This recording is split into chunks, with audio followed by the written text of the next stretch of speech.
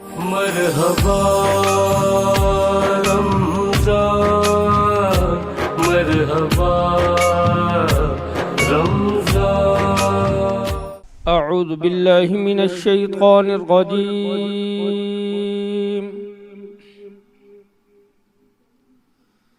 بسم اللہ الرحمن الرحیم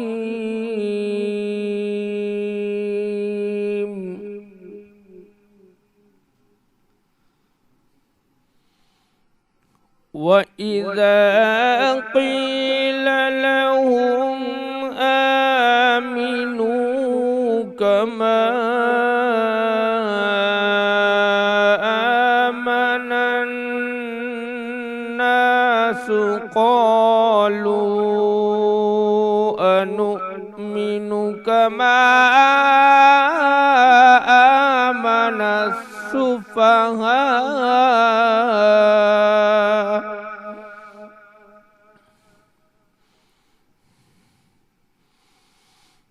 ألا إنهم هم السفهاء ولكن لا يعلمون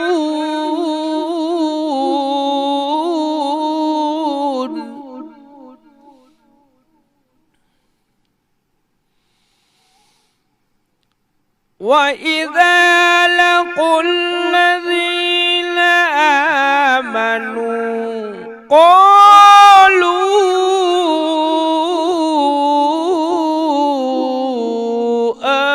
آمنا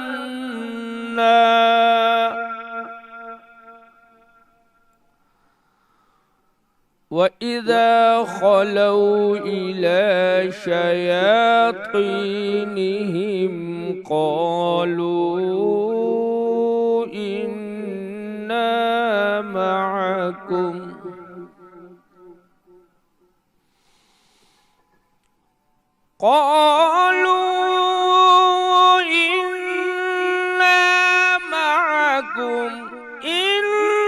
إنما نحن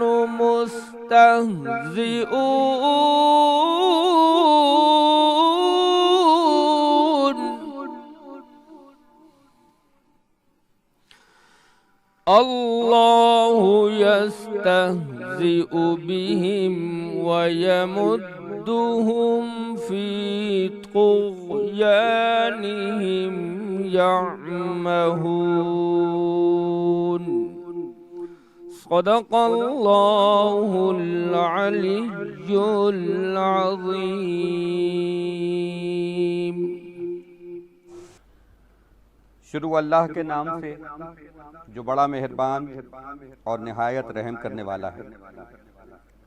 بے شک تمہارے سمجھنے کے لیے ان دو مخالف گروہوں میں جو بدر کی لڑائی میں تھے ایک دوسرے کے ساتھ گھس گئے تھے، رسول صلی اللہ علیہ وآلہ وسلم کی سچائی کی بڑی بھاری نشانی ہے کہ ایک گروہ خدا کی راہ میں جہاد کرتا تھا اور دوسرا کافروں کا، جن کو مسلمان اپنی آنکھ سے دگنا دیکھ رہے تھے، مگر خدا نے قلیل ہی کو فتح دی، اور خدا اپنی مدد سے جس کو چاہتا ہے تائید کرتا ہے۔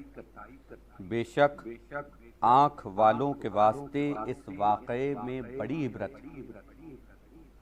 دنیا میں لوگوں کو ان کی مرغوب چیزیں مثلا بیویوں اور بیٹوں اور سونے چاندی کے بڑے بڑے لگے ہوئے ڈھیروں اور عمدہ عمدہ گھوڑوں اور مویشیوں اور کھیتی کے ساتھ الفت بھلی کر کے دکھا دی گئی ہے۔ یہ سب دنیاوی زندگی کے چند روزہ فائدے ہیں، اور ہمیشہ کا اچھا ٹھکانہ تو خدا ہی کے ہاں ہے۔ اے رسول صلی اللہ علیہ وآلہ وسلم، ان لوگوں سے کہو کہ کیا میں تم کو ان سب چیزوں سے بہتر چیز بتا دوں، اچھا سنو۔ جن لوگوں نے پرہیزگاری اختیار کی ان کے لیے ان کے پروردگار کے ہاں بہشت کے وہ باغات ہیں جن کے نیچے نہریں جاری ہیں، اور وہ ہمیشہ اس میں رہیں گے، اور اس کے علاوہ ان کے لیے صاف ستھری بیویاں ہیں، اور سب سے بڑھ کر خدا کی خوشنودی ہے، اور خدا اپنے بندوں کو خوب دیکھ رہا ہے۔ صدق اللہ العلی العظیم۔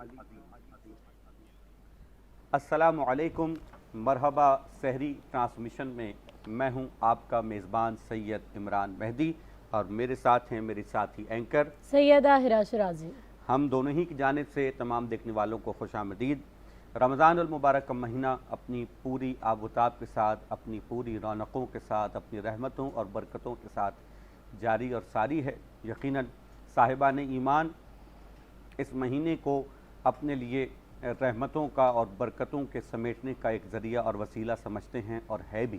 بے شک۔ جس کو جتنا موقع ہو اتنی جستجو کرے، اتنی عبادت کرے، اللہ سے لو لگانے کی کوشش کرے۔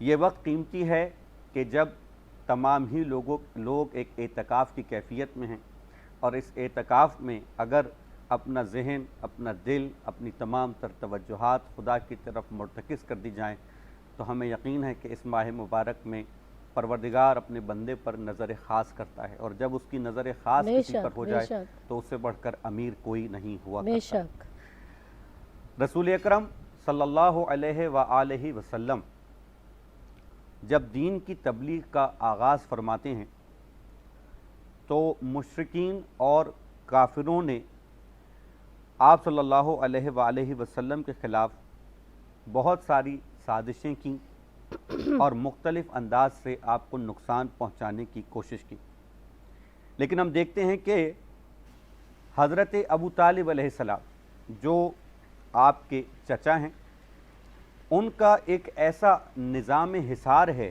ایک ایسا تحفظ کا نظام انہوں نے بنایا ہے کہ ان کی موجودگی میں کوئی بھی حضور اکرم صلی اللہ علیہ وآلہ وسلم کو نقصان نہیں پہنچا پاتا۔ اور علماء نے لکھا کہ یہی وجہ ہے کہ جب تک حضرت ابو طالب مکے میں یعنی حیات رہے اس وقت تک پیغمبر کو مدینہ ہجرت کرنے کی ضرورت نہیں پڑی، لیکن جب حضرت ابو طالب علیہ السلام اور جناب خدیجہ سلام اللہ علیہا وصال فرما گئے، دنیا سے رخصت ہو گئے، تو پھر مخالفین حق کھل کر سامنے آ گئے، یعنی ان کی ہمتیں بڑھ گئیں۔ جو حضرت ابو طالب کی موجودگی میں ڈرے ہوئے لوگ تھے وہ کھل کر سامنے آ گئے، جس کی بنا پر آپ صلی اللہ علیہ وآلہ وسلم نے خدا کے حکم سے مکے سے مدینے کی جانب ہجرت فرمائی۔ آپ نے ہجرت فرمائی، مدینے میں آپ کا استقبال ہوا، اگرچہ کہ اس وقت مسلمان بہت تھوڑے تھے، لیکن مدینے والوں نے آپ کا شاندار استقبال کیا۔ آپ نے ان سے وعدہ فرمایا کہ میں تمہارے پاس ہی رہوں گا، اور ایک عالم کا بہت اچھا جملہ ہے کہ پیغمبر کا وعدہ ایسا ہے کہ آج تک وہ اپنے وعدے کو نبھا رہے ہیں، اور آج بھی مدینے میں ہی آرام فرما رہے ہیں۔ سبحان اللہ۔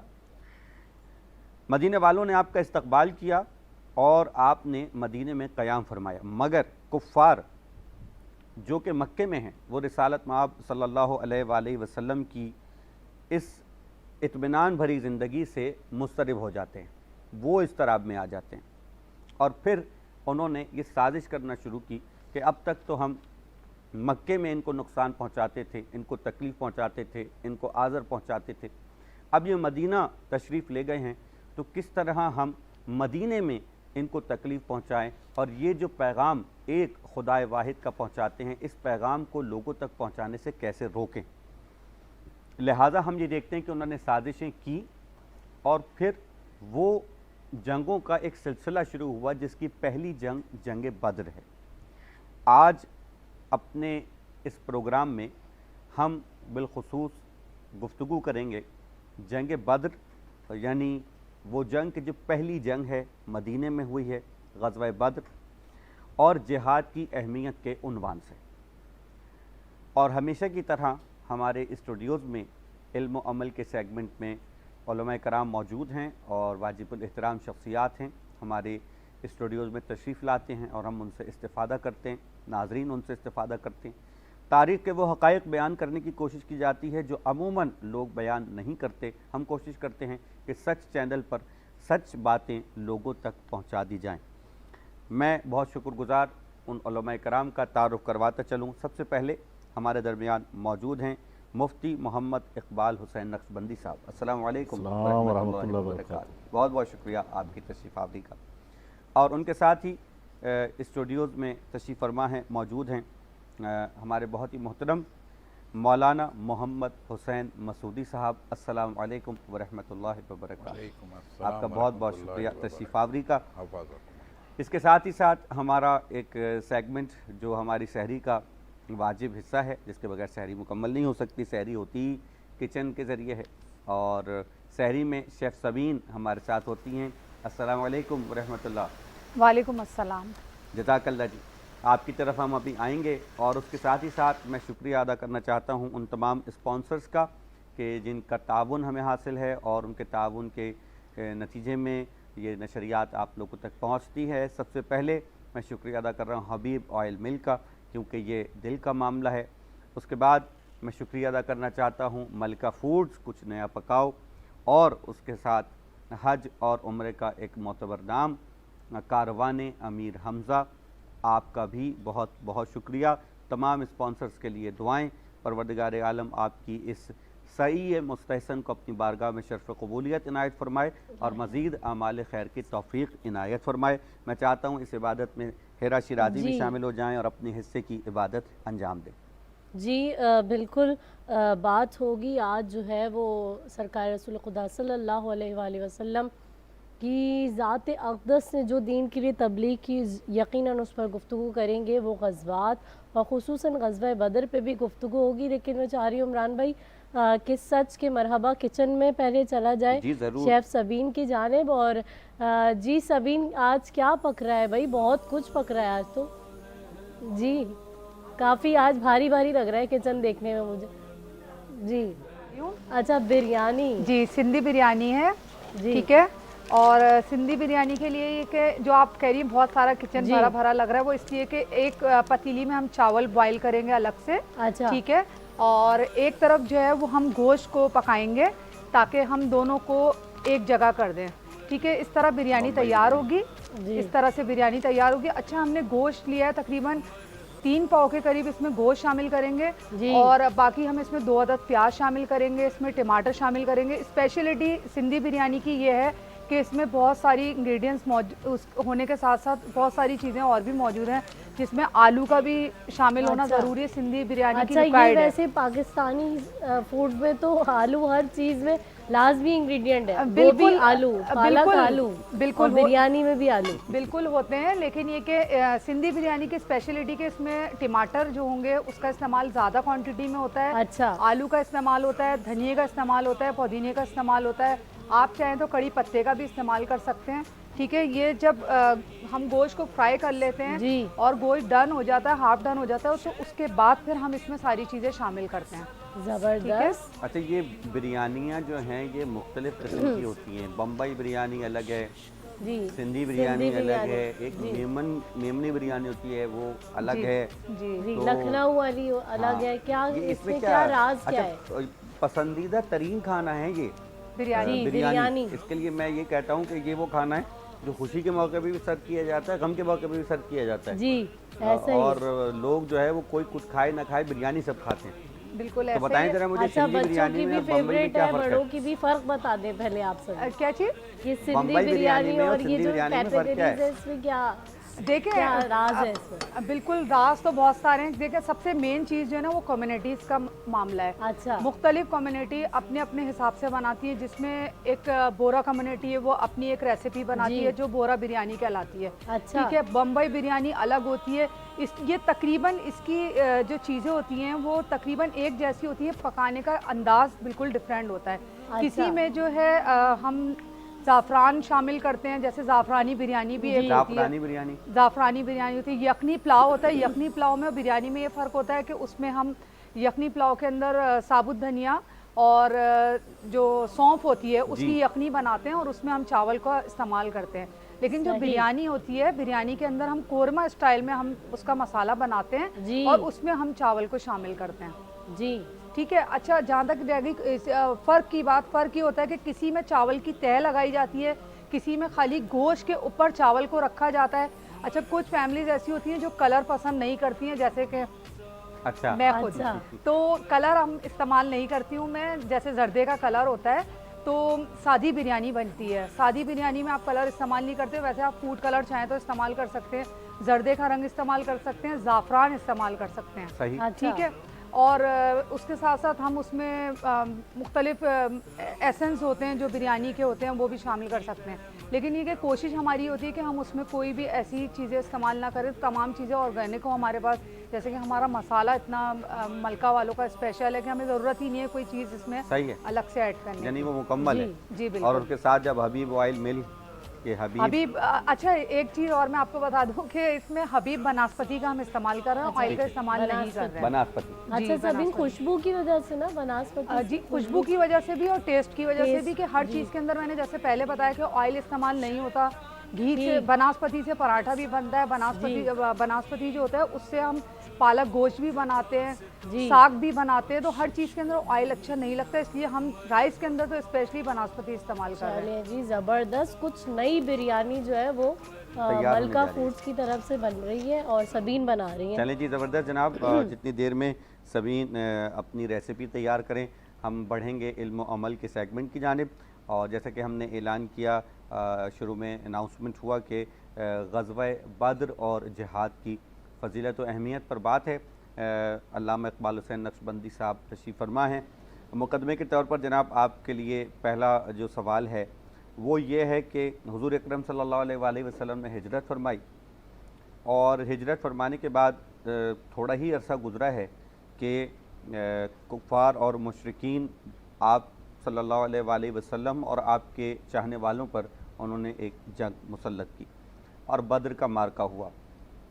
تو آپ یہ فرمائیے گا کہ یہ بدر, اول تو یہ بتائیے بدر کا نام بدر کیوں ہے, سن 2 ہجری کا یہ واقعہ ہے, اور اس سے پہلے کے جو حالات ہیں یعنی بدر سے پہلے کے جو حالات ہیں وہ بتا دیجئے, اور مکے والوں کی شرارتیں اور مدینے والوں کا جو رویہ پیغمبر کے ساتھ ہے ذرا سا اس کے اوپر روشنی ڈالیے. نحمدہ و نصلی علی رسولہ الکریم.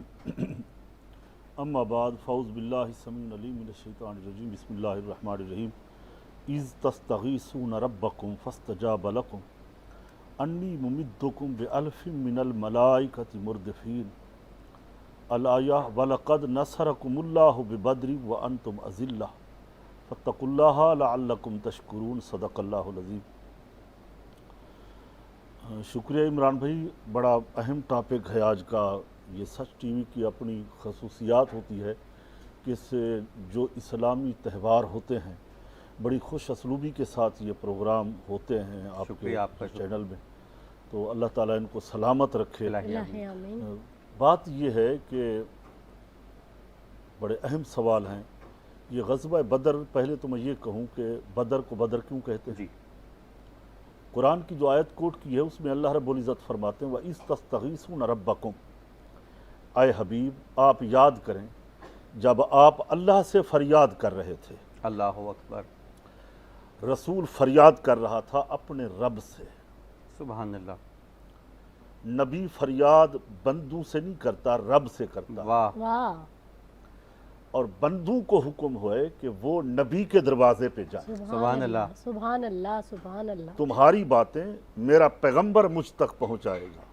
تم اگر اللہ سے پہنچنا چاہتے ہو اللہ تک تو پیغمبر کو وسیلہ بناؤ. بے شک.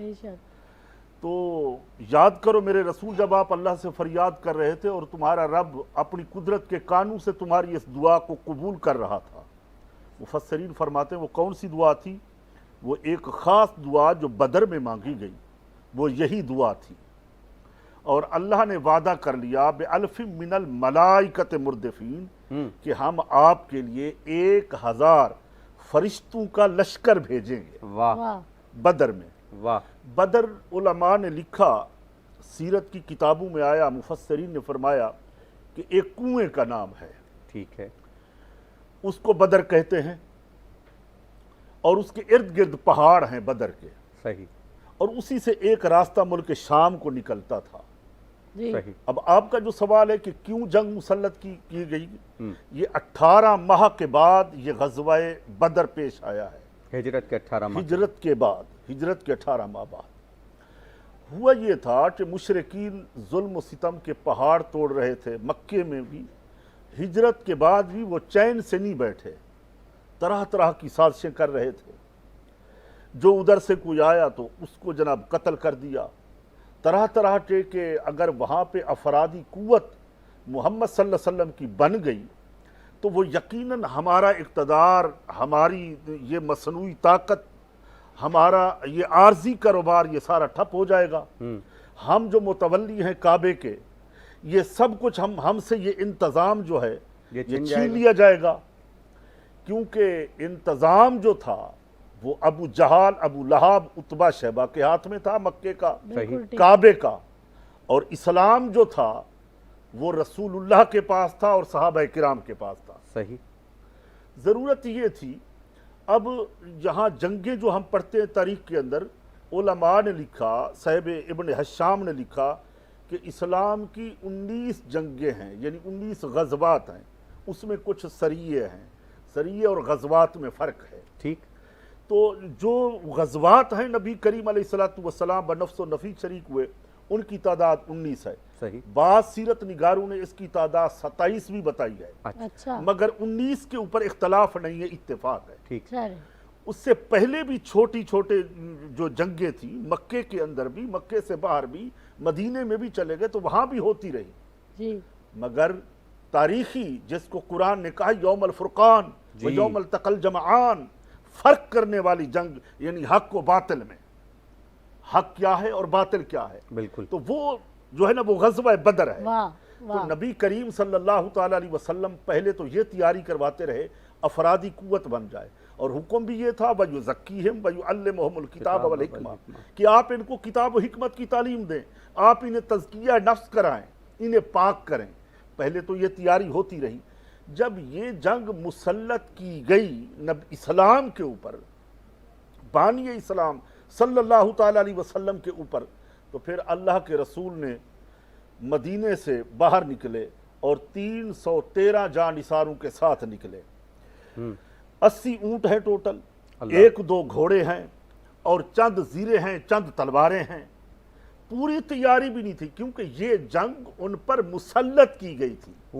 بالکل صحیح بات ہے۔ تو جب کوئی جنگ مسلط کی جائے تو اس کا دفاع پیغمبر کے اوپر فرض ہو جاتا ہے۔ بالکل صحیح۔ پھر پیغمبر کو اپنی خانقاہ شریف سے، اپنے حجرہ مبارک سے، اپنے گھر سے نکلنا پڑتا ہے۔ صحیح۔ اور یہ وعدہ ہو چکا تھا انصار کے ساتھ کہ میرا مرنا جینا تمہارے ساتھ ہے، جیسے آپ پہلے ارشاد فرما رہے تھے، بڑا خوبصورت جملہ آپ نے ارشاد فرمایا کہ آج تک نبی کریم علیہ السلام کا وہ وعدہ پورا ہو رہا ہے کہ 70,000 ملائکہ صبح میں، 70,000 شام کو درود و سلام پڑھ رہے ہیں، اور آتے کہاں ہیں؟ آتے مدینے میں۔ تو وہ وعدہ پورا ہو رہا ہے۔ اب یہ جنگ مسلط کی گئی تو اس کا جواب دینا فرض ہو گیا تھا، ضروری تھا کہ یہاں سے جانثار نکلیں۔ جب ان کی تعداد کی گنتی شروع ہوئی تو ٹوٹل 313، بعض روایتوں میں آئے 315، بعض روایتوں میں آئے 319، بہرحال 313 پہ تو سب کا اتفاق ہے۔ تو وہ جب ہوئے، اس میں صرف بچے، جوان، بوڑھے سب ملا کے 313 کی ان کی تعداد ہوئی۔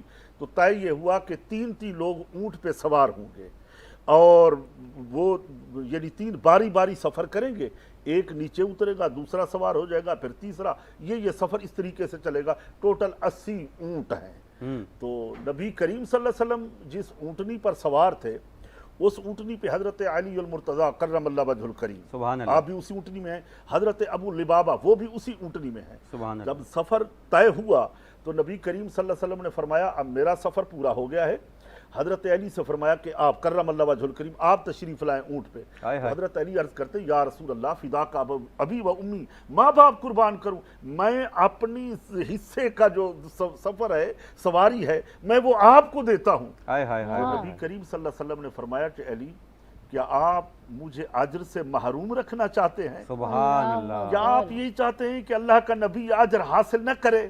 اور امت کو یہ تعلیم دینی تھی کہ دنیا والوں قیامت تک دیکھنا، جو اسلام کا پہلا ان چیف کمانڈر سپہ سالار ہے، عدل و انصاف کے پیکر کو دیکھو سبحان اللہ کہ آج وہ اپنے سفر کو اپنے غلاموں سے، اپنے جانصاروں سے کرے تم آ جاؤ میرے سفر پہ اور میں پیدل چلتا ہوں۔ اس کی مثال قیامت تک کے لیے وہ حکمران، وہ چیف کمانڈر، وہ سپہ سالار افواج کے وہ دیکھیں اور میرے رسول کی زندگی سے سیکھیں۔ آج کہتا نہیں ملتا، کیا نہیں ملتا؟ رسول کے در سے سب کچھ ملتا ہے، فرق صرف اتنا ہے کوئی لینے والا ہو، تلاش کرنے والا ہو، جھولی پھیلانے والا ہو، تو میں سمجھتا ہوں کوئی خالی تو جاتا ہے، دامن بھر جاتا ہے۔ ہمیں مانگنے کا سلیقہ نہیں آتا۔ آخری اگر اجازت دیں تو وَلَقَدْ نَصَرَكُمُ اللَّهُ، کیا حبیب ہم نے آپ کی مدد نہ فرمائی جب آپ بے سر و سامان تھے، بے سر و سامان تھے، ہم نے آپ کی مدد فرمائی بِبَدْرٍ وَأَنْتُمْ أَذِلَّةٌ، تو آپ بدر کے اندر بے سر و سامان تھے، ہم نے مدد فرمائی۔ مدد کیا تھی؟ یہی ملائکہ کو بھیجا، فرشتوں کو بھیجا، 1000 کا لشکر بھیجا بدر کے اندر، اور پوری رات رسول دعائیں کرتے رہے صلی اللہ علیہ وسلم کہ مولا اگر آج ہمیں فتح و نصرت نہ ہوئی، تیرا وعدہ پورا نہ ہوا جو تو ہم سے کر چکا ہے، تو پھر تیری توحید ختم ہو جائے گی، یعنی تمہیں رب رب کہنے والا کوئی نہیں ہوگا۔ تو مولا آج اس دعا کی لاج رکھ لے۔ میرا رسول ہاتھ اٹھائے، یہ بھی دعا ہے۔ مسعودی صاحب کو جملہ دینے جا رہا ہوں، یہ بھی دعا ہے، دعا ہاتھ اٹھائیں۔ اگر رسول ہاتھ نہ اٹھائے، مسعودی صاحب مسجد قبلتین میں میرا رسول اگر کھڑے ہو کے آسمان کی طرف نظر اٹھائے، قد نری تقلب وجہک فی السماء فلنولیجنک قبلۃ ترضاھا، تو اللہ قبلے بھی تبدیل کر دیتا۔ سبحان اللہ، سبحان اللہ۔ تو اللہ اپنی قدرت کی نگاہوں سے دیکھ کے اسی ٹائم حالت نماز میں وہی بھیج دیتا ہے کہ رسول تم جو چاہتے ہو، ہم تمہارے دل کی باتوں کی دھڑکن کو بھی جانتے، یہی چاہتے تھے کہ قبلہ تبدیل ہو جائے۔ ہے تو میرا قبلہ بیت المقدس کی طرف منہ کرے، وہ بھی میرا گھر ہے، جو تو آپ نے جد اعلیٰ کا گھر چاہتے ہو کہ ادھر منہ کر کے نماز پڑھی جائے، جو مولود علی المرتضی مولود کعبہ ہے، ان کی جب یہی چاہتے ہو، چلو منہ پھیر لو، نماز پڑھ کے نہ منہ پھیرے۔ نہیں فرمایا نماز کی انتظار کیا کرتے ہو، 2 رکعتیں ہو گئی ہیں، 2 باقی ہیں، منہ پھیر لو، ابھی سے پھیر لو، نماز قبول کرنا تو ہمارا۔ سبحان اللہ، سبحان اللہ، کیا کہنے کی، کیا کہنے۔ واہ واہ واہ، جہاد بھی اچھے ہیں، جنگیں بھی اچھی ہیں، تو دوست بڑے پیار سے، بڑی مسکراہٹوں کے ساتھ ہمیں سمجھاتے ہیں، کہتے نہیں جی جنگ سے مسائل حل نہیں ہوتے، جنگ سے مسائل حل ہوتے ہیں، قرآن و حدیث کے مطالعے کو ابھی ہم یقیناً آتے ہیں، بالکل بالکل ابھی آئیں گے، پھر فیصلے ہوتے ہیں حق و باطل۔ بالکل جناب، جنگ بریک کا وقت ہوا چاہتا ہے، ایک مختصر سا بریک لیں گے اور بریک کے بعد پھر واپس آئیں گے۔ غزوہ بدر اور جہاد کی اہمیت پر بات ہو رہی ہے، آپ لوگ بھی ہمارے ساتھ رہیں گے انشاءاللہ۔ مختصر سا وقفہ، واپس آتے ہیں۔ مرحبا رمضان، مرحبا رمضان، مرحبا رمضان، مرحبا رمضان۔ Welcome back. مرحبا سحری میں آپ کو ایک مرتبہ پھر خوش آمدید کہتے ہیں۔ بہترین گفتگو جاری و ساری ہے، اور چونکہ تذکرہ ہو گیا کہ رحمتیں برس رہی ہیں مدینے پر اور حضور کی رحمت کا تذکرہ ہو گیا، تو میں چاہوں گا کہ اسی رحمت کے ذکر کو آگے بڑھاتے ہوئے ہمارے درمیان ویڈیو لنک پر موجود ہیں مشہور و معروف نعت خواں جناب رانا عتیق صاحب۔ اگر وہ ہماری آواز کو سن رہے ہیں تو برائے مہربانی پیغمبر صلی اللہ علیہ وآلہ وسلم کی بارگاہ میں نذرانہ عقیدت کے کچھ پھول نچھاور کیجئے، تاکہ جو خوبصورت ایک ماحول پیغمبر کی بارگاہ میں مدح سرائی کا بن گیا ہے، اس میں مزید 4 چاند لگ جائیں۔ جناب رانا عتیق صاحب۔ عمران بھائی، جو آپ نے حکم کیا ہے میں کلام پیش کرتا ہوں کہ کعبے کی رونق، کعبے کا منظر، کعبے کی رونق، کعبے کا منظر، اللہ اکبر، اللہ اکبر، اللہ اکبر، اللہ اکبر، देखूं तो देखे जाऊं बराबर। अल्लाह अकबर अल्लाह अकबर अल्लाह अकबर अल्लाह अकबर। भेजा है जन्नत से तुझको खुदा ने, और चूमा है तुझको मेरे मुस्तफा ने। भेजा है जन्नत से तुझको खुदा ने, चूमा है तुझको मेरे मुस्तफा ने। ऐ संगे असवद तेरा मुक़द्दर। अल्लाह अकबर अल्लाह अकबर अल्लाह अकबर अल्लाह अकबर।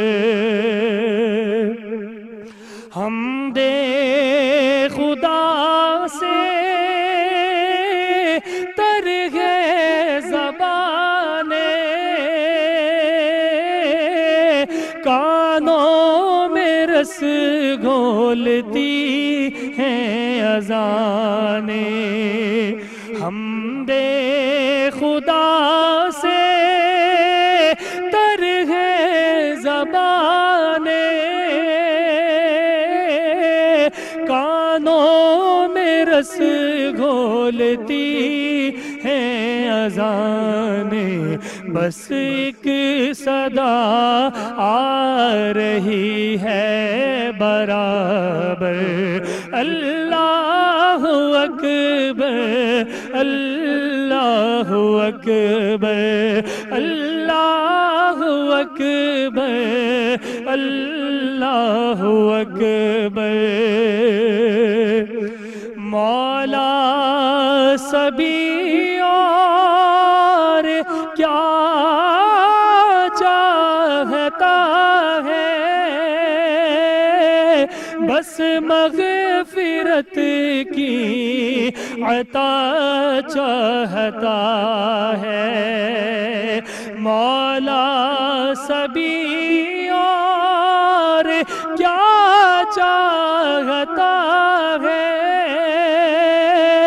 बस मग़फ़िरत की अता चाहता है। बख्शिश के तालिब पे अपना करूं कर। अल्लाह अकबर अल्लाह अकबर अल्लाह अकबर अल्लाह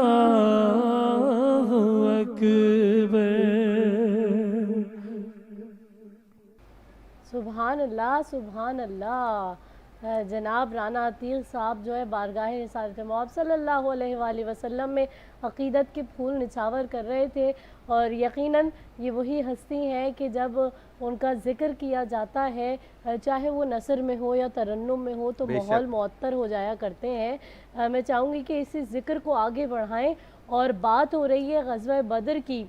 जब मुसलमान जो है मदीने से बाहर निकल रहे हैं, तो यहूदी और ईसाई भी देख रहे हैं, अपनी दुकानों पर बैठे हुए हैं, तो वो कह रहे हैं कि भाई किस बलबूते पर जो है इतनी बड़ी ताकत के सामने, क़ुव्वत के सामने जा रहे हो। तुम्हारे पास ना असलहा है, ना आलात हर्ब ज़रब है, इतनी कलील तादाद में ये कौन सा भरोसा है, कौन सा हौसला है जिस पर जा रहे हो।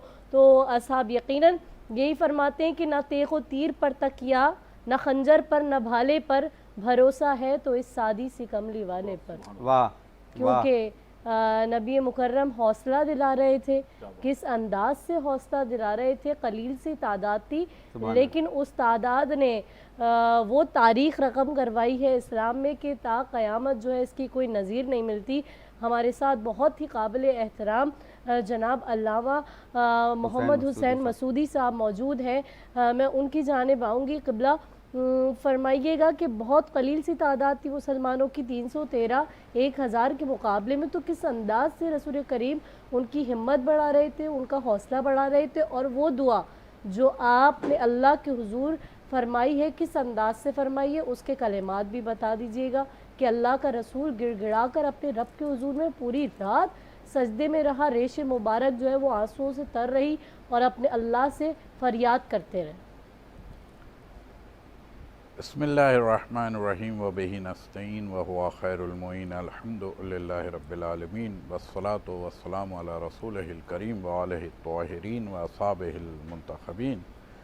ماشاءاللہ ابھی مفتی اقبال نقشبندی صاحب نے بڑی ہی خوبصورتی کے ساتھ پورا ایک سما باندھا بدر کے حوالے سے، اور وہ بھی ماہ رمضان المبارک، تو یقیناً جہاں دعا کی بات آئے اور پھر آج کے زمانے میں تو یقیناً بہت ساری چیزیں اس وقت جمع ہو جاتی ہیں۔ اگر ہم اور آپ دیکھیں اس کو تو سب سے پہلی چیز رمضان المبارک، اور رمضان المبارک کا بھی یہ دوسرا عشرہ جو مغفرت کا عشرہ ہے، اور اس کے اندر سب سے اہم ترین بات یہ ہے کہ خود غزوہ بدر کے ساتھ ہی پھر لیلۃ القدر کا آغاز ہونے والا ہے۔ یعنی گویا وہ چیز اگر ہم دیکھیں کہ جس میں انسان کی قدر کو بلند ہونا ہے، اور یہ 313 آپ نے کہا قلیل، ابھی بڑی وضاحت کے ساتھ بیان کیا، تو میں کہوں گا کہ جی ہاں، جب وہ محمد صلی اللہ علیہ وآلہ وسلم کہ جو فاران کی پہاڑی پہ بلند ہوا اور وہاں سے قولوا لا الہ الا اللہ تفلحوا کا نعرہ دے کر کے پھر پوری زندگی کو اگر ہم رسالت مآب صلی اللہ علیہ وآلہ وسلم کی دیکھتے ہیں کہ دو حصے میں بٹتی ہے، 13 سال مکی زندگی کے ہیں اور 10 سال مدنی زندگی کے ہیں، اور 13 سال کی مکی زندگی کے اندر وہاں صبر ہے، اور یاد رکھنے کی بات یہ ہے کہ خدا بند عالم کو جو سب سے زیادہ پسندیدہ عمل ہے وہ ہے صبر، ان اللہ مع الصابرین۔ یہ میرے رسول کا صبر ہے اصل دعا، وہ جو ایک سینہ بھرتا جا رہا ہے، چونکہ جب ہم یہ دیکھتے ہیں کہ مکی زندگی کے اندر جس طریقے سے تکالیف دی گئی اہل مکہ نے مسلمانوں کو، اور ابتدائے اسلام میں جو اذیتیں اور جو مشقتیں مسلمانوں نے اٹھائیں اور جو اذیتیں کفار مکہ نے دی ہے، اگر اس کا اندازہ کیا جائے، لیکن میرا رسول پورا صرف کیا کر رہا ہے؟ دعا کر رہا ہے۔ کہاں لو لگا رہا ہے؟ کعبے سے لو لگا رہا ہے۔ کہاں اپنا ذکر کر رہے ہیں؟ وہ کعبے میں بار بار صرف کیا ہے؟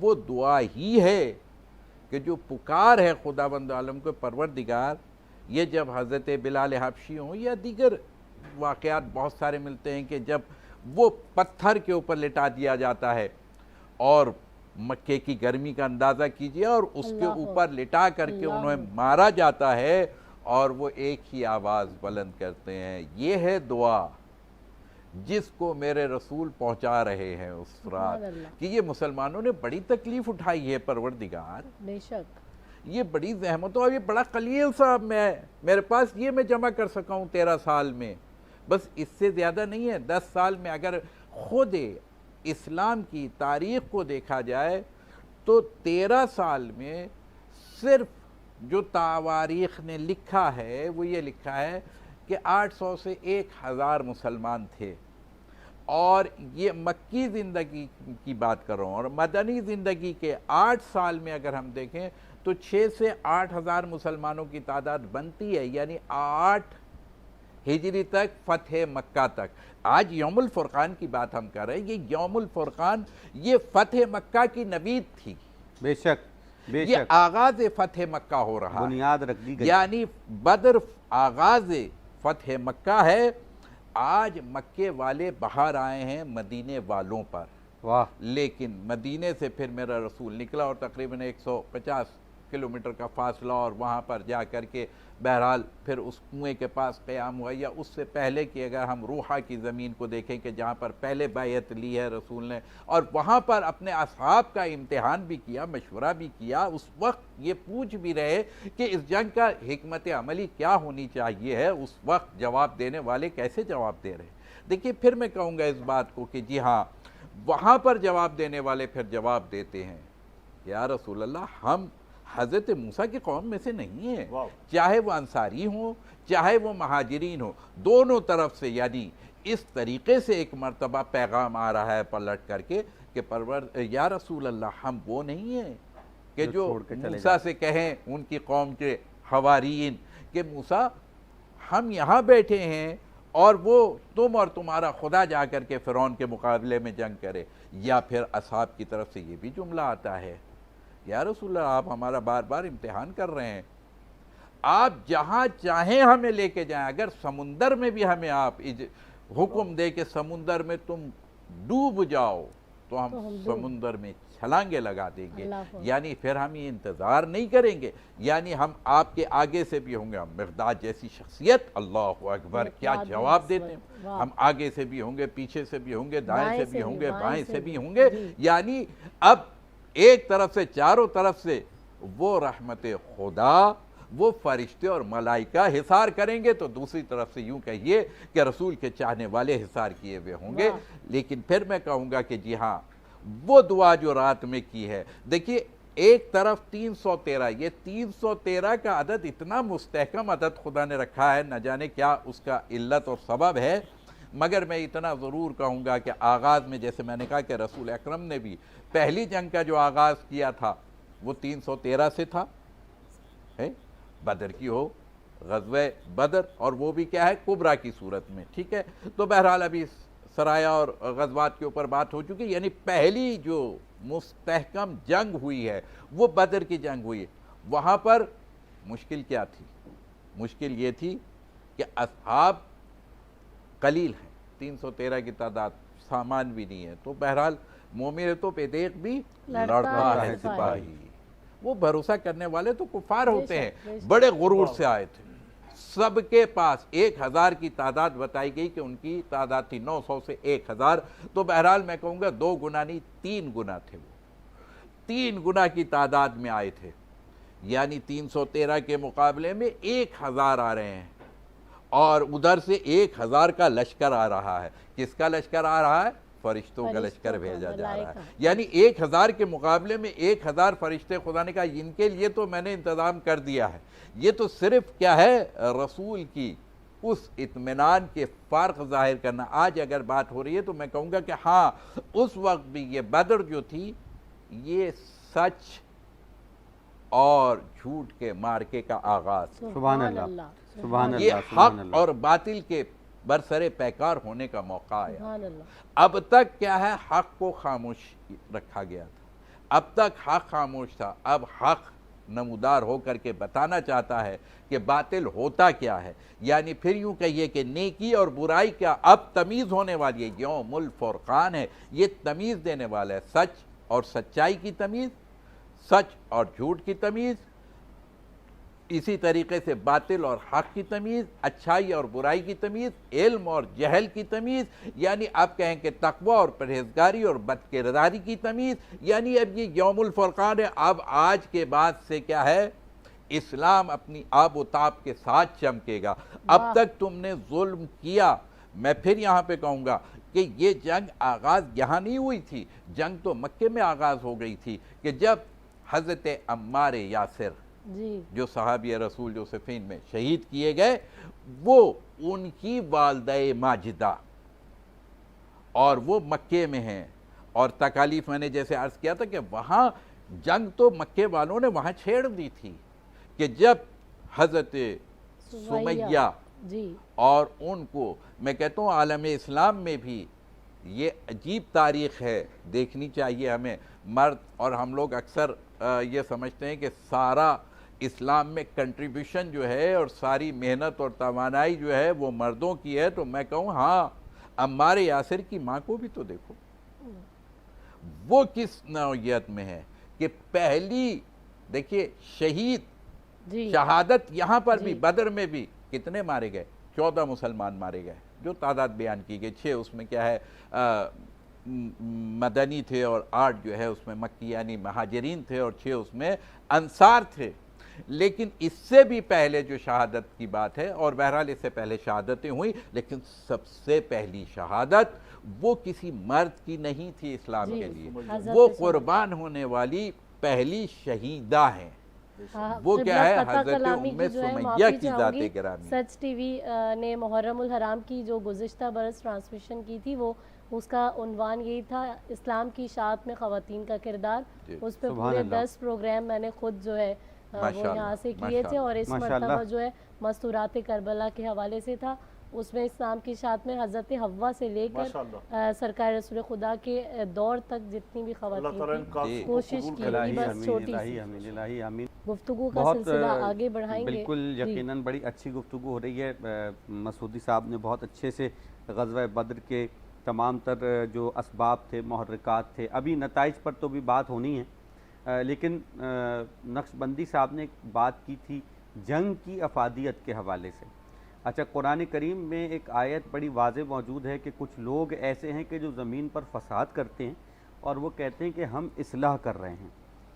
अच्छा जी, इस वक्त दौर हाज़िर में हम एक बात करें तो ये बात कहने में ज़ाहिर है कोई ढकी छुपी बात नहीं है। इस्लाम पर बड़े इल्ज़ामात हैं कि इस्लाम जो है वो अमन का दीन नहीं है, बल्कि इस्लाम जो है नाऊज़ु बिल्लाहि मिन ज़ालिक नक़्ल कुफ़्र कुफ़्र नबाशत दहशतगर्दी का दीन है। इसमें लड़ाई का, इसमें मार कुटाई का एक जो कॉन्सेप्ट है वो दिया जाता है। दूसरी तरफ हमारे सामने कुछ वो मिसालें भी हैं कि जहाँ मुसलमान को ही कत्ल कर रहे हैं और वो उसे जिहाद का नाम दे रहे हैं और वो कह रहे हैं कि ये भी जिहाद है। मासूम बच्चों को कत्ल किया जाता है, अल्लाहु अकबर का नारा लगाया जाता है। आप कैसे जिहाद को और उस जंग को जो कि नुकसानदेह है, जिसके लिए कुरान ने कहा वो फसाद है, आप अलग अलग कैसे करेंगे? देखिए कि कुरान जो है वो ज़ाब्ता हयात है। बेशक कुरान का फैसला अटल है, जिहाद मुसलमानों के लिए ज़रूरी है। जिहाद और दहशत गर्दी में फ़र्क होता है। ठीक है, मुसलमानों की कुछ कमज़ोरियाँ हैं, कोताहियाँ हैं, उसमें उसको ये नहीं कहा जा सकता कि जनाब ये इस्लाम अमन का दीन नहीं है, माज़अल्लाह दहशत गर्दी का दीन। ऐसा नहीं है। कुरान अमन दीन, अमन और मोहब्बत का दीन है इस्लाम, इसमें कोई दो राय है नहीं। अब अग़यार की ये एक साजिश है, बहुत बड़ी साजिश है और हर ज़माने में है। इससे पहले मसूदी साहब हमारी गुफ्तगू चल रही थी कि देखें शैतान और रहमान का जो है वो अज़ल से झगड़ा है। शैतान वाले अलग हैं, रहमान वाले अलग हैं। बिल्कुल ऐसे। तो बदर के अंदर यही तो था कि रहमान वालों का लश्कर जो है वो 313 है, तादाद में थोड़े होते हैं, और शैतान का लश्कर हमेशा बहुत बड़ा लश्कर होता है। उसको हम सुपर ताकत कहते हैं। ठीक, वो कहता है मेरे मुकाबले में कोई आ नहीं सकता। और खुदाए वाहिद जो है वो ये दिखाता है दुनिया को कि फैसले और जंगें अफरादी ताकत से नहीं वो जीती जा सकती। अफरादी कुव्वत हो, इधर 1000 का लश्कर है, इधर 313 हैं, कमज़ोर हैं, असला नहीं है, असले के बल बोते के ऊपर भी नहीं जीती जा सकती। एक जुमला कह दूं, हमारी बहन उन्होंने भी बड़ा अच्छा जुमला कहा। एक सूरत मैं कह हफीज दूं, जलंधरी का शेर पढ़ रही जी। थी कि उनको भरोसा था सादी काले सी कमली वाले पर। काली जी। कमले वाले यही तो है, हम यही तो कहते जी। हैं कि भरोसा तो करो रसूलुल्लाह सल्लल्लाहु अलैहि वसल्लम की जात पर। मैं आपके सवाल की तरफ आ रहा हूँ। मैं एक जुमला कह दूं, फिर आप बिल्कुल इरशाद, इरशाद। अपने जवाब। मैं कहता हूं कि बातिल की कुव्वतों पर गालिब आने के लिए मादी असबाब की कसरत नहीं, नुसब्बिबुल असबाब की नुसरत जरूरी है। अरे वाह, माशाल्लाह, ये है बस। बहुत अच्छा, ज़बरदस्त। जी इमरान भाई यही है, हम भी इसी बात पे इत्तेफाक करते हैं कि मुसब्बिबुल असबाब की ज़ात पे भरोसा किया जाए, उससे मदद हासिल की जाए। अब हम अगर वो जंग ढूंढें बदर वाली, वो तो क़यामत तक आ नहीं सकता। हाँ, जिस बदर के अंदर मोहम्मद रसूलुल्लाह सल्लल्लाहु अलैहि वसल्लम की ज़ात हो, असहाबे पैगंबर हों, वो जंग ऐसी नहीं होगी। हाँ, हम उससे सीख लेते हैं, हम उस तरह के असबाब जमा करें, उसी तकवे को हम हासिल करें तो हम वो मकाम हासिल कर लेंगे। वाह। वो बरकतें, वो फरिश्ते वो नहीं है। अच्छा, अब मामलात ये हैं कि आज दोस्त कहते हैं जी वो जिहाद को ख़त्म कर दो, اور زمین کے اوپر جو ہے نا وہ امن قائم ہو جائے گا. امن نہیں قائم ہوتا. میں نے ایک عرض کیا تھا کہ سبق دیتے ہیں کہ نہیں وہ جنگ مسئلے کا حل نہیں ہوتا, بڑے بڑے پروگرام ہوتے ہیں بیٹھ کے کرتے, جنگ مسئلے کا حل نہیں ہے. کیوں نہیں ہے مسئلے کا حل؟ جنگ ہے, اس میں مسئلہ ڈھونڈا جاتا ہے, لوگ سب جمع ہوتے ہیں, سمجھاتے ہیں, جنگ نہیں کرو, بیٹھو ہم مسئلہ حل کرتے ہیں. جنگیں بڑے بڑے مسائل حل کر دیتی ہیں, ایک دو مسئلے نہیں, بڑے بڑے مسائل حل کر دیتی.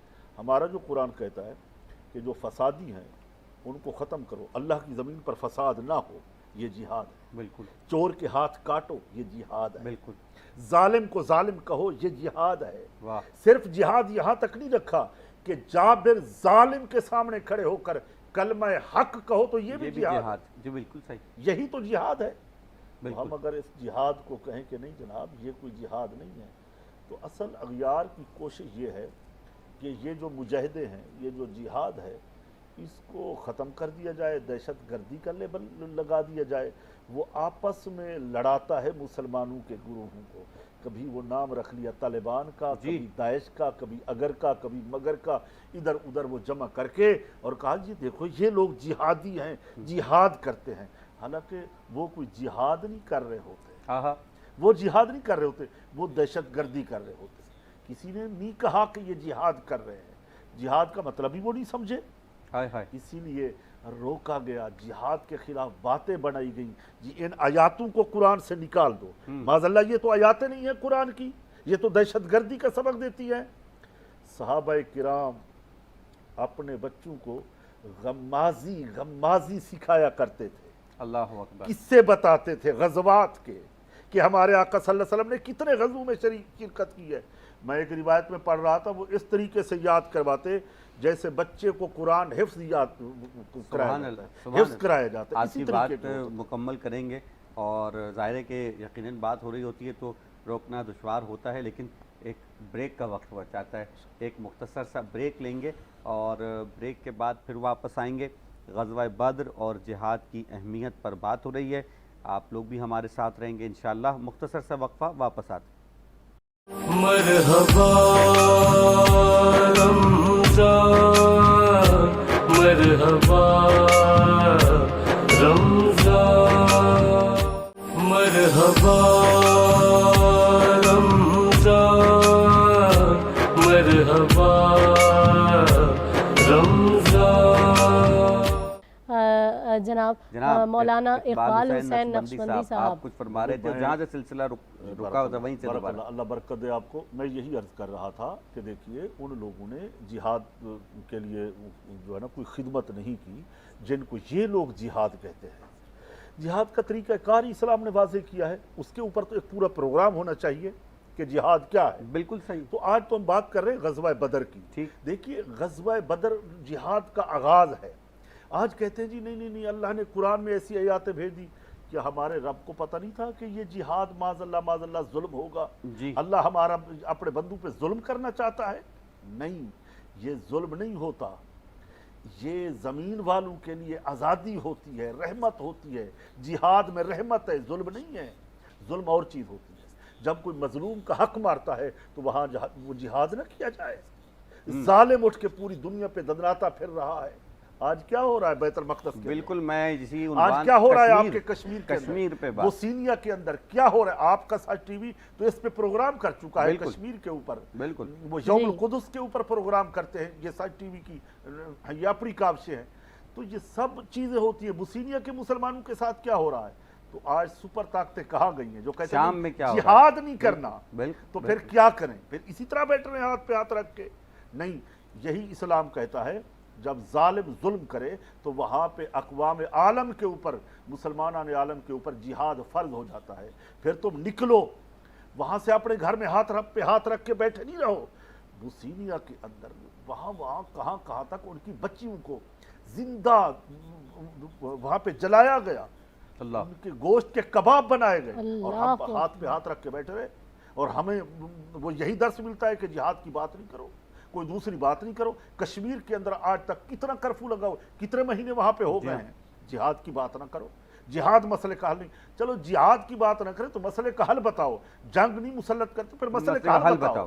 اس کے برعکس کوئی دوسری چیز یہاں پہ لے آؤ. غزوہ 10 بدر مہینے ہو گئے کشمیر میں کرفیو، 10 مہینے 10 مہینے ہو گئی، جی۔ میں اتفاق کرتا ہوں۔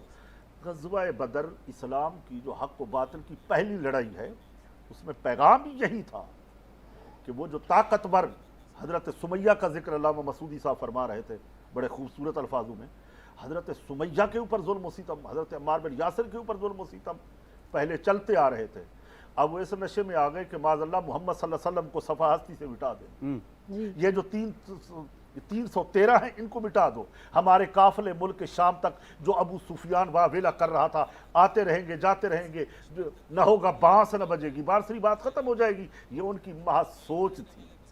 صحیح بات۔ وَمَكَرُوا وَمَكَرَ اللَّهُ وَاللَّهُ خَيْرُ الْمَاكِرِينَ، وہ مکر کرتے ہیں، اللہ اپنی خوبصورت تدبیریں بناتا سبحان ہے، اللہ، اللہ کی سبحان تدبیریں غالب آ جاتی ہیں، سبحان وہ اللہ۔ مکر کرنے والے تھے، وہ عیاش بھی تھے، مکر کرنے والے بھی تھے۔ ابو جہل ایک سپر طاقت کا نام تھا اس زمانے میں، جی۔ اسے کسی نے پوچھا بھی تھا کہ یہ بتائیں کہ محمد صلی اللہ علیہ وسلم حق پر نہیں ہے، اس نے کہا سچی بات پوچھتے ہو تو وہ صادق الامین تو ہیں، واہ واہ واہ واہ واہ مگر ہم نے انتظام سنبھالا ہوا ہے بیت اللہ کا، واہ۔ میں بڑا لیڈر ہوں اس کعبہ کا، میں اسی لیے نہیں مانتا کہ اگر وہ وہاں پہ بنی ہاشم کے پاس کعبے کا انتظام بھی ہے، پانی پلانے کا انتظام بھی ہے، مسافروں کو کھانے کھلانے کا انتظام بھی ہے، اب نبوت بھی ان کے پاس چلی جائے تو ہم کیا کریں گے؟ نہیں، ہم تو لڑیں گے۔ روکا گیا تھا کہ اپنی قتل گاہوں میں نہیں جاؤ۔ حضرت عباس رضی اللہ تعالیٰ جو حضور کے چچا ہے، ان کی بہن نے خواب دیکھا، علامہ اس کی تصدیق فرمائیں گے، اس بی بی کا نام حضرت عاتقہ ہے، وہ روکتی رہی کہ نہیں جاؤ۔ ایک وہ فرد بھی تھے جو طیف کے اندر تھے، جنہوں نے رسول اللہ صلی اللہ علیہ وسلم کو وہاں پہ جوس پیش کیا تھا انگوروں کا، وہ بھی اپنے آقا کو روکتے رہے کہ نہیں جاؤ، ہم دیکھ چکے ہیں کہ محمد صلی اللہ علیہ وسلم سچے رسول ہیں اور یہ دین برحق ہے۔ وہ وہاں پہ لے گئے، وہ تو گئے تھے اسلام کی شمع کو گل کرنے کے لیے، مگر وہ شمع کیا بجھے جسے روشن خدا کرے۔ سبحان کیا کرنا اللہ، تھا؟ سبحان اللہ۔ ایک بات کی طرف آپ سے میں اور ایک بات پہ اور ضروری بات کروں گا، میں آپ سے چاہ رہا ہوں، اور مسعودی صاحب بھی اس پہ دونوں صاحبان جو ہے وہ تذکرہ کریں گے یقیناً۔ دیکھیے ہم نے اچھا پہلے ہمارے درمیان ویڈیو لنک پر قاری صاحبزادہ قاری محمود صاحب ہیں اور ہم ان کی نعت شامل کر رہے ہیں۔ ایک بات آپ سے مجھے کرنی ہے، نعت پیش کریں گے قاری صاحب، اور نعت کے بعد میں واپس آؤں گا انشاءاللہ۔ ایک بڑا اہم سوال ہے جس پر مجھے بات کرنی ہے، آپ تمام لوگ ہمارے ساتھ ہیں، نعت سنیے اور اس کے بعد گفتگو کو ہم یہیں سے دوبارہ کنٹینیو کرتے ہیں۔ جی قاری صاحب۔ صلی اللہ علیہ یا رسول اللہ وسلم علیہ یا حبیب اللہ۔ مولانا حسن رضا خان صاحب فرماتے ہیں کہ نگاہ لطف کے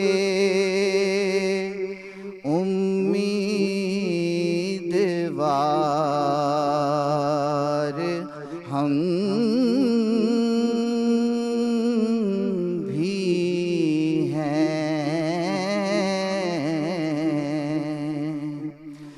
لیے ہوئے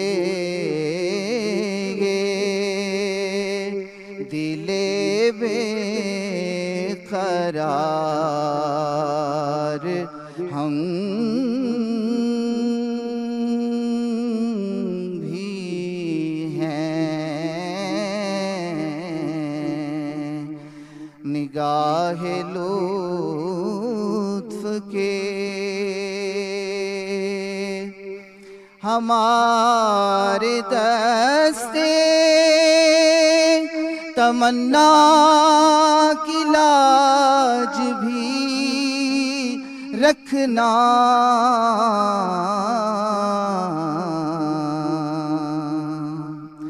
ہمارے دستے تمنا کی لاج بھی رکھنا، تیرے فقیروں میں اے شہر یار ہم بھی ہیں، جو سر پہ رکھنے کو مل جائے نال پاک کے حضور،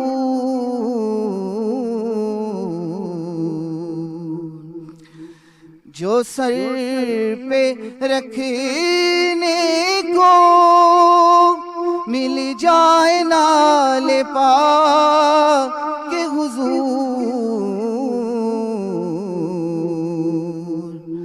تو پھر کہیں گے کہ ہاں تاجدار ہم بھی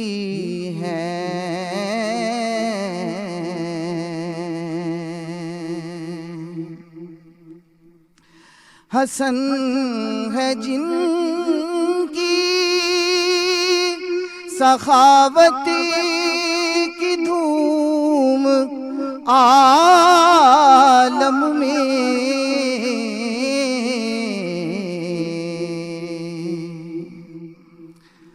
حسن ہے جن کی سخاوت کی دھوم عالم میں،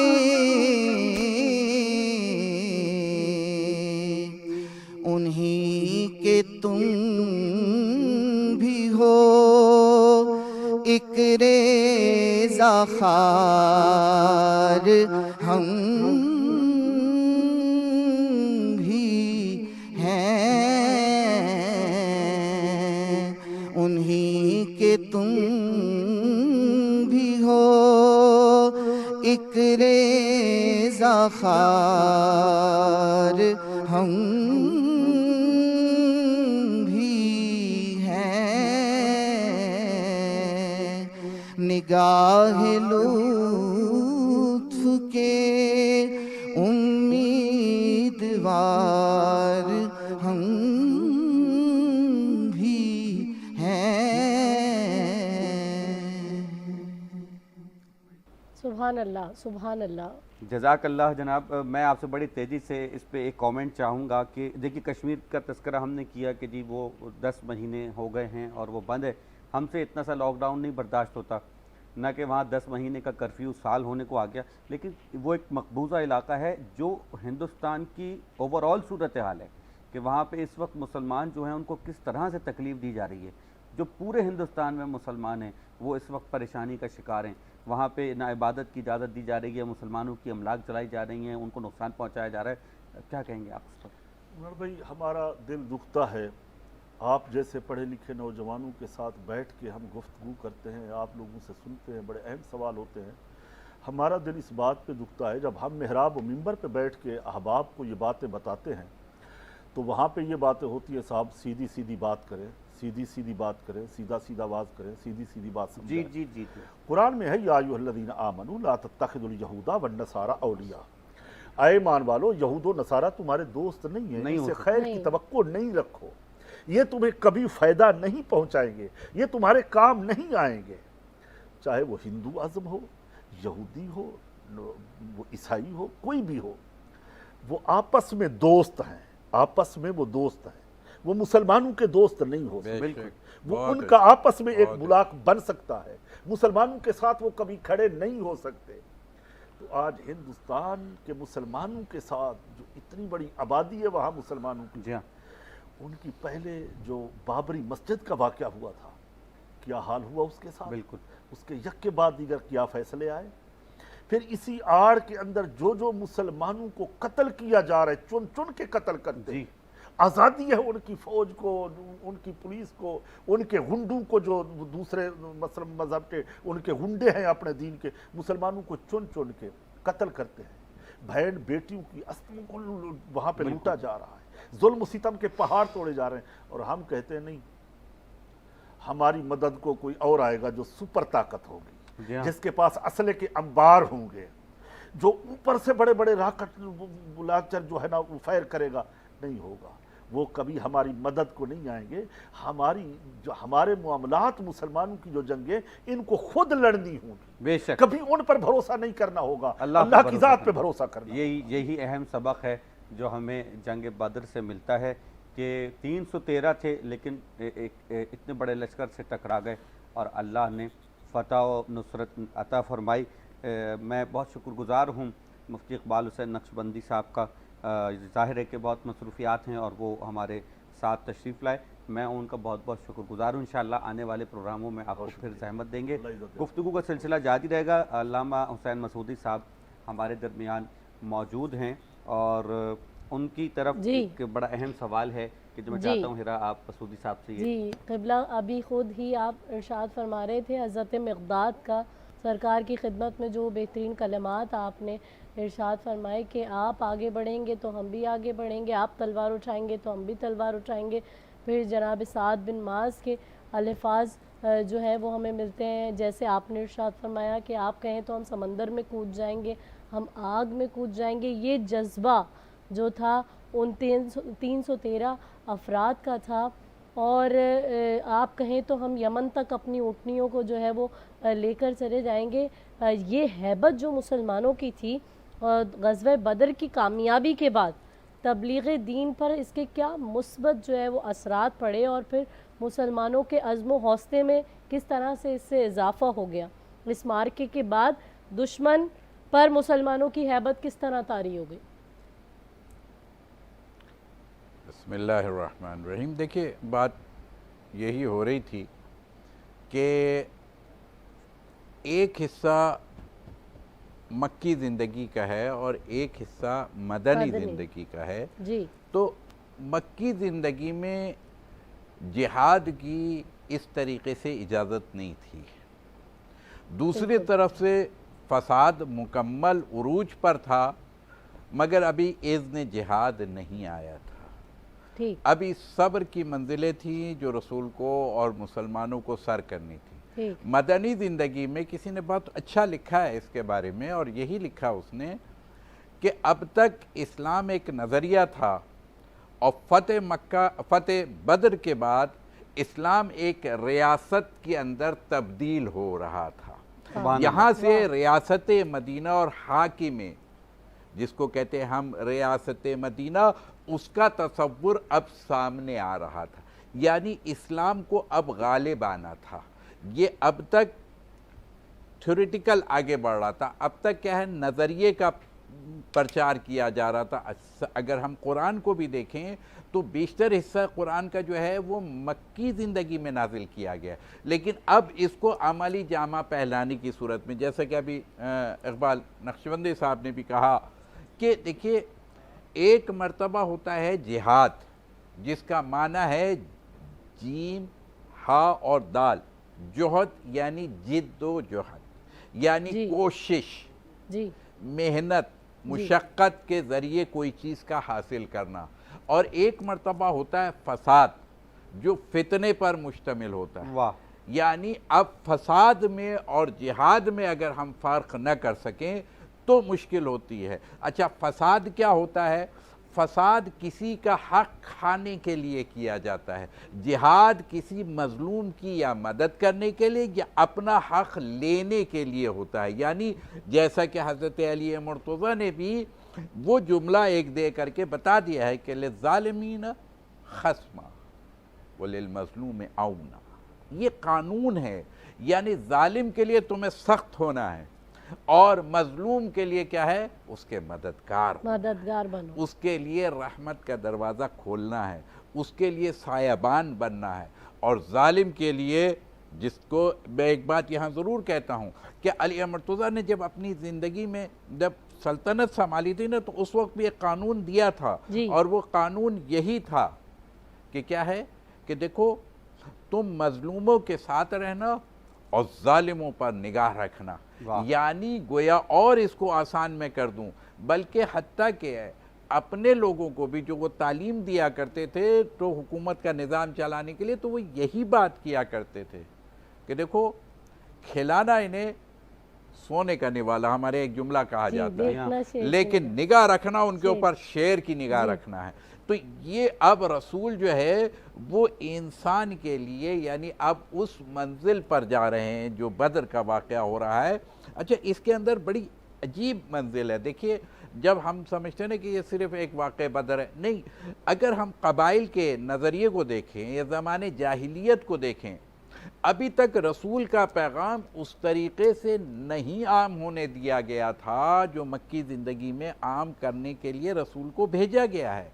اس کے باوجود کہ کیونکہ معاشرہ وہی کون سا تھا، نفسیاتی معاشرہ یا قبائلی معاشرہ جس کو کہیں گے، اور قبائلی معاشرے میں قبائل کی جنگوں کا ایک سلسلہ تھا، اور یہ جہالت اگر ہم دیکھیں تو صرف یہاں نہیں تھی بلکہ بدر کے بعد سن 60 ہجری تک یہ جہالت گئی آگے، یعنی اس وقت تک یوں سمجھ لیجئے کہ مکے کے، اب اس وقت جو اصل میں بات تھی وہ نہیں کہی جاتی ہے مگر یہ تھا کہ یہ مکے کے باغی لوگ ہیں، یہ مکے کے جو باغی مکے سے نکل کر کے مدینے چلے گئے ہیں اور وہاں اسٹیٹ بنانے جا رہے ہیں اور حکومت قائم کرنے جا رہے ہیں، ان کے خلاف تمام مکے کے قریش قبائل جمع ہو رہے ہیں اور جمع ہو کر کے ان کا قلع کما کرنا چاہتے ہیں کہ یہ بہت قلیل تعداد ہے، ابھی ان کو ہم مار دیں گے۔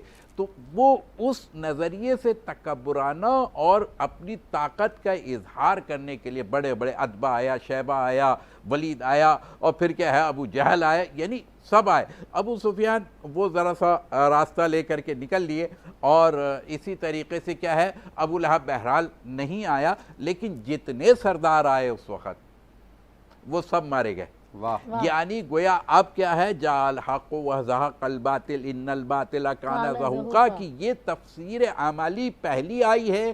اور پھر میں نے جیسے آغاز میں کہا تھا کہ 313 کو یاد رکھیے، تو آج بھی شیطان، دیکھیے یہ کتنا آسان ہو گیا آپ لوگوں کو انسان بنانا، خدا کے لیے یہ ملائکہ کی مدد دینا ایک مرتبہ، سکھانے کے لیے وہ ایسے اسباب معاشرے میں پیدا کر دیتا ہے کہ انسانیت کو چاہے تو ایک لمحے میں وہ اپنی طرف پیشانی کو جھکوا لے۔ بے شک یہ آج ایک کورونا وائرس بڑے بڑوں کے دلوں کو ہلا دیا، اس نے بڑے بڑوں کی پیشانیوں کو اپنی اس بارگاہ میں رکھوا دیا۔ آج ایک ہم مثال دیتے ہیں، کہتے ہیں کہ جی قرنٹائن، میں کہوں ہاں قرآن ٹائم کا تو زمانہ آ گیا نا، یہ آج کتنی مشترک ہو گئی ہے۔ قرنٹائن میں چلے جائیں آپ، قرآن ٹائم میں چلے جائیں آپ، آج لوگوں کو آج بڑی بڑی کتابیں لوگ پڑھ رہے ہیں، آج قرآن پڑھ رہے ہیں لوگ، یعنی اب خدا پڑھوانا چاہ رہا ہے۔ اس وقت قرآن کو بھیجا تھا، میں ایک جملہ اکثر کہتا ہوں کہ یاد رکھیے گا کہ قرآن لانے والے جو لوگ تھے وہ قرآن کے آنے سے پہلے قرآن کے عامل تھے، بے شک بے شک بے شک، قرآن دینے والے قرآن پر پہلے سے عامل تھے۔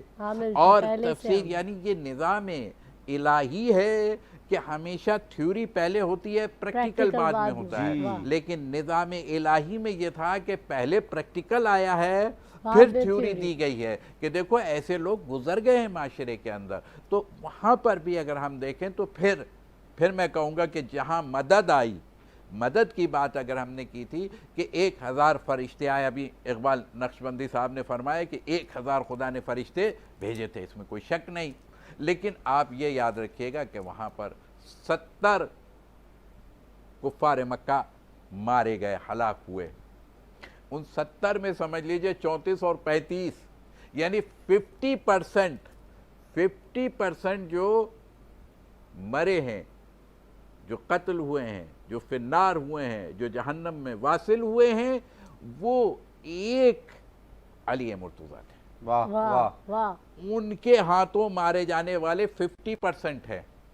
اور یہی وجہ تھی کہ میں نے کہا کہ سن 60 ہجری میں یزید جب تخت پر بیٹھا ہوا تھا، وہ جہل ابھی تک اپنے اندر موجود رکھتا تھا۔ وہ بدر کا انتقام لینے کے لیے یزید نے اس وقت اس چیز کا اعلان کیا، یہ تاریخ گواہ ہے اس چیز کی، یعنی کہ وہ جو کہ میں پھر کہوں گا کہ جی ہاں اس وقت اس نے یہ سمجھا کہ شاید ہمارے بڑوں کو مارا تھا، یعنی اب یوں سمجھ لیے کہ علی کون تھے؟ ہاشمی تھے. جی یہ ہاشمیوں نے اقتدار حاصل کرنے کے لیے اب بنو امیہ کو سمجھ لیجئے, اس نے کہا ہے اس چیز کو جی کہ اب بنو امیہ کو کیا ہے پیچھے کیا گیا, کیونکہ مکے میں بنو امیہ کا اقتدار تھا اور سرداری بنو ہاشم کے پاس تھی. اقتدار دیکھیں ایک بات ضرور سمجھے گا, ضروری نہیں ہوتا ہے کہ جہاں اقتدار ہو وہیں سرداری ہو. کیا بات ہے بھائی, نہیں, کیا بات, سرداری اور چیز ہے, اقتدار اور چیز ہے. واہ. یہ مکے میں بھی اس وقت کیا تھا رسول کے یقولوا لا الہ الا اللہ تفلحوا کا نعرہ بلند کرنے سے پہلے اقتدار اور کیا ہے زمامت جو تھی, مکے کا ہولڈ جو تھا, یہی تو ابو جہل کہہ رہا تھا کہ ہم کیسے چھوڑ دیں, ہم مکے کو ہم نے قابو کیا ہوا ہے, دار الندوہ پر ہمارا قبضہ ہے, جو چاہیں ہم لکھواتے ہیں, جو چاہیں ہم فیصلہ کرواتے ہیں. ہم اس کو چھوڑ کر کے ایک بنی ہاشم کے ایک بچے جو کہ پہلے دعوت ذوالشیرہ کے دن بھی یہ سارے بڑے بڑے وہاں موجود تھے دعوت ذوالشیرہ میں, اور جب رسول کھڑے ہو رہے ہیں اور حضرت ابو طالب نے دعوت کا اہتمام کیا کہ جب اسلام کے آغاز کا وقت آ رہا ہے تو دعوت سے آغاز ہو رہا ہے. لوگ کہتے ہیں اسلام میں جہاد, یہ جہاد دعوت سے شروع ہوتا ہے. بدر کے اندر بھی رسول نے ابتدا میں یہی کہا کہ جنگ نہیں کریں گے, لیکن اسلام کا اصول ہے کہ پہلے رحم کی دعوت دی جاتی ہے, سلامتی کی دعوت دی جاتی ہے, اگر شیطان اڑ جائے تو پھر اسے سبق سکھایا جاتا ہے, اسے اس منزل پر پہنچایا جاتا ہے. تو وہاں پر بھی ان بڑوں نے کیا کہا تھا, وہاں ابو جہل بھی تھا, ابو لہب بھی تھا, عتبہ بھی, شیبہ بھی, سب موجود تھے, اور انہوں نے ایک جملہ کہا, ایک دن کھایا چلے گئے ابو طالب, کچھ نہیں بولے. جی پھر دوسرے دن کھلایا, پھر اٹھے, پھر چلے گئے. ابھی رسول کھڑے ہوتے, اب میں پورا واقعہ نہیں نقل کر رہا کیونکہ بات یہاں وہ نہیں ہے, لیکن تیسرے دن جب انہوں نے کھڑے ہوئے تو انہوں نے کہا بیٹھ جاؤ, آج میرے بھتیجے کی بات سننی پڑے گی, آج حق کا اعلان ہو رہا ہے, یہ ہے جہاد عملی. یہ ابو طالب نے جو روک کر کے اس جہاد کا, جس کی طرف آپ نے اشارہ بھی کیا تھا عمران بھائی نے, کہ کیا ہے جب تک مکے میں حضرت ابو طالب موجود تھے کسی کی ہمت اور جرت نہیں ہوتی تھی کہ ان کے بھتیجے رسول اکرم صلی اللہ علیہ وآلہ وسلم کی طرف کوئی ٹیڑھی نگاہ سے دیکھ سکے. یعنی اور اس وقت انہوں نے بتا دیا تھا کہ بیٹھ جاؤ, پھر کسی کی ہمت نہیں ہوئی تھی کھڑے ہونے کی, سب بیٹھ گئے اور سنا. پھر وہ ایک تانا دے کے ضرور چلے گئے کہ اب ابو طالب تم اپنے بھتیجے اور اپنے بیٹے علی مرتضیٰ نے, جنہوں نے نصرت کا اس وقت اعلان کیا تھا, 10 سال کی عمر ہے, اور حضرت علی وہ وعدہ کر رہے ہیں یا رسول اللہ میں آپ کی نصرت کروں گا, میں آپ کا نصیر بنوں گا, میں آپ کا معاون بنوں گا, میں آپ کا مددگار بنوں گا. جب وہاں پر یہ اعلان کیا تو پھر یہی سمجھ گئے تھے کہ کیا ہے, اب بادشاہ بھی, اب میں یوں کہہ دوں کہ بادشاہ بھی بنی ہاشم سے ہوگا اور وزیر بھی بنو ہاشم سے ہوگا. تو پھر تکلیف تو وہاں سے شروع ہو گئی تھی جو سن 60 ہجری میں یہ آل رسول کا جو اس طریقے سے اذیت دے کر کے جس طریقے سے پورا سن 60 ہجری میں واقعہ ہوا ہے, یہ اس وقتوں کی عکاس تھی. وہ دلوں میں جو بیٹھا ہوا بغض تھا وہ آشکار ہوا تھا. اگر ہم دیکھیں تو یہیں پر دیکھیں, ایک طرف حق کا پیغام پہنچانے والے ہیں, جہاد کرنے والے ہیں, دوسری طرف فساد کرنے والے ہیں. چونکہ آپ کا سوال ہے جہاد اور فساد کے درمیان ہے, تو فساد کرنے والا کیا کرتا ہے, کبھی خیمے جلاتا ہے, کبھی کیا ہے احد کے میدان میں آ جائیے. یہی بدر میں حضرت حمزہ نے کیا ہے عتبہ کو مارا, اور پھر اس کا انتقام احد کے اندر 3 ہجری میں لے لیا گیا.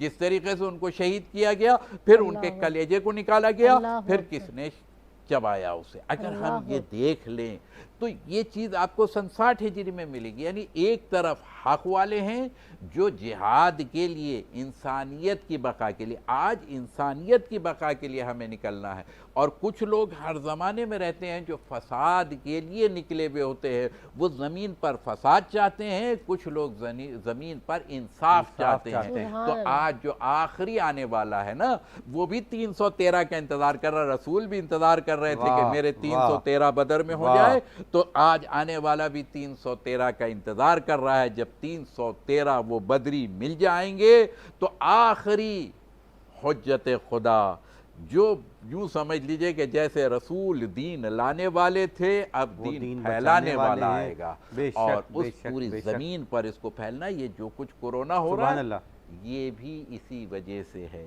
अल्लाह, ये एक बड़ा खूबसूरत मौजू है, आ गया, ये खूबसूरत मौजू है, और इसके ऊपर इंशाअल्लाह ताला कोशिश करेंगे कि एक प्रोग्राम इस उन्वान पर हो सके कि मौजूदा हालात और अलामात ज़हूर इमाम ज़माना अलैहिस्सलाम, ये एक मौजू है पूरा। इसके ऊपर कोशिश करेंगे कि ज़्यादा से ज़्यादा हम बात करें। देखने वाले देखना चाहते हैं, जानना चाहते हैं कि कितनी अलामात पूरी हो गई हैं जो अहादीस में लिखी हुई हैं। यकीनन बहुत सारी अलामात पूरी हो गई हैं, जिसकी एक तरफ अभी मौलाना मसूदी साहब ने इशारा किया। गुफ्तगू का सिलसिला जारी है। मरहबा रमज़ान, मरहबा रमज़ान, मरहबा रमज़ान, मरहबा रमज़ान। और मैं देख रहा हूँ कि हमारे किचन में शेफ़ सबीन अपनी रेसिपी मुकम्मल कर चुकी हैं, तो उनसे पूछना चाहेंगे कि जनाब आपकी बिरयानी जो है वो कहाँ तक तैयार हो गई? मेरी बिरयानी, सिंधी बिरयानी जी बिल्कुल तैयार हो गई है बिरयानी। मैं इसको सर्व कर दूं यहाँ पर।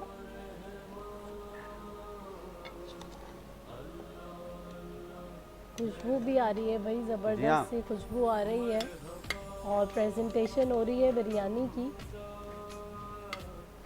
सिंधी बिरयानी तैयार है, मज़ेदार सी खुशबू आ रही है। अच्छा, एक बात मुझे ये ज़रूर बताइए, बाज़ औक़ात चावल जो हैं वो मतलब जुड़ जाते हैं, लत से हो जाते हैं जिसको हम कहते हैं, तो हप्पा हो जाते हैं वो।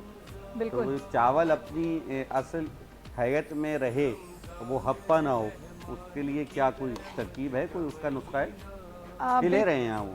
बिल्कुल इमरान भाई, है ज़रूर है। वो उसका तरीक़ेकार ये है कि एक तो बड़े बर्तन में, खुले बर्तन में उसको पकाया जाए, ठीक है, और दूसरी चीज़ ये है कि उसको जो है वो ज़्यादा देर जो है ना डन किया जाए। जैसे हम ज़्यादा देर उसको भिगो देते हैं चावल को। आम ज़ुबान में जिसको कहते हैं सबीन, एक कनी रह जाए तो फिर जो है ना निकाल लेना चाहिए चावलों को तय लगाने से पहले।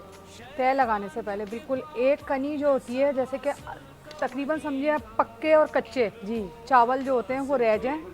नहीं, वो दम पे हो जाएंगे। नहीं, वो दम पे उसको जब हम दम पे लगाएंगे तो दम देंगे ना, जब हम उसको तो देना पड़ेगा। दम बगैर दम दिए नहीं निकले जाएंगे। आपने कहा कच्चे पक्के, तो मैंने नहीं कच्चे पक्के मीन्स कच्चे पक्के मतलब ये कि हम जब बॉईल कर रहे होंगे उस वक्त हम उसको, जब बॉईल कर रहे होंगे उस वक्त हम उसको निकाल लेंगे, और जब हम उसकी तय लगाएंगे उस वक्त हम उसको दम पे रखेंगे।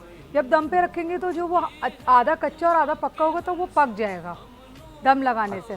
अमूमन ये होता है कि जब बिरयानी बड़े पैमाने पे बनाई जाती है, मतलब 4-5 किलो के करीब, तो उसमें ये होता है कि जो चावल नीचे से पक जाता है उसको पहले निकाला जाता है, और जो ऊपर का चावल होता है उसको बाद में निकाला जाता है। वही उसकी एक टेक्निक होती है निकालने की। अच्छा सबीर, हमारे घर में भी यही होता है कि क्या कहते हैं, जब बॉईल हो रहे होते हैं चावल तो उसके अंदर थोड़ा सा सिरका या लेमन जो है वो डाल देते हैं ताकि वो खिले खिले रहे। ऐसा ये सही है नुस्खा? ऐसा होता है? बिल्कुल, आप चाहें तो आप कर सकते हैं, क्योंकि हमारे यहाँ ज़्यादातर चावल जो है बासमती इस्तेमाल होते हैं, लेकिन सेला चावल की ज़रूरत नहीं होती।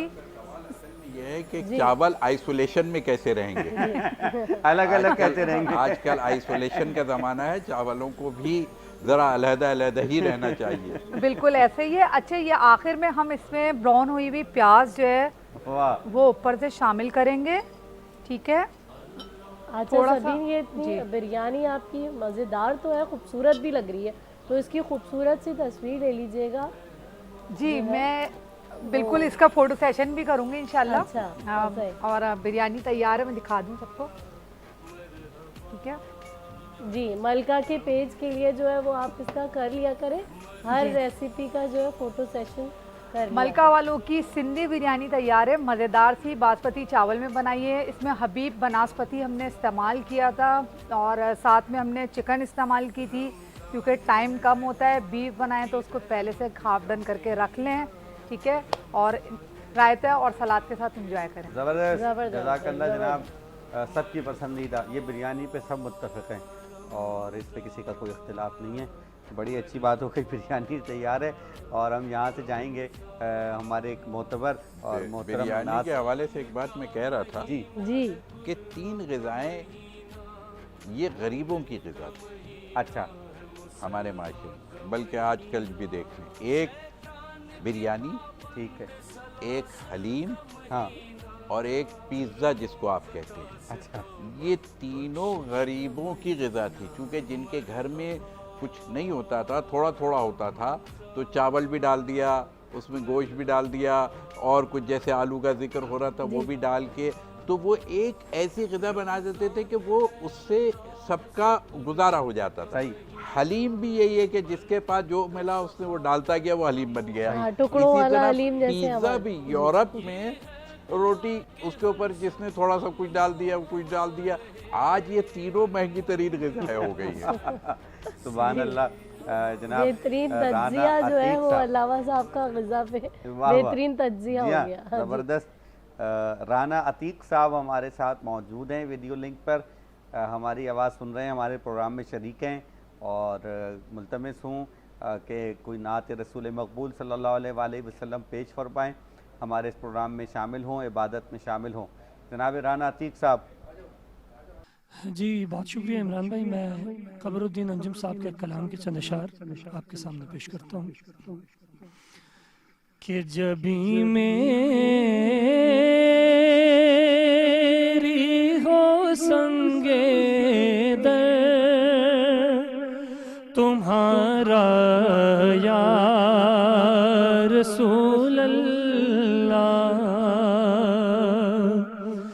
جبھی میری ہو سنگے در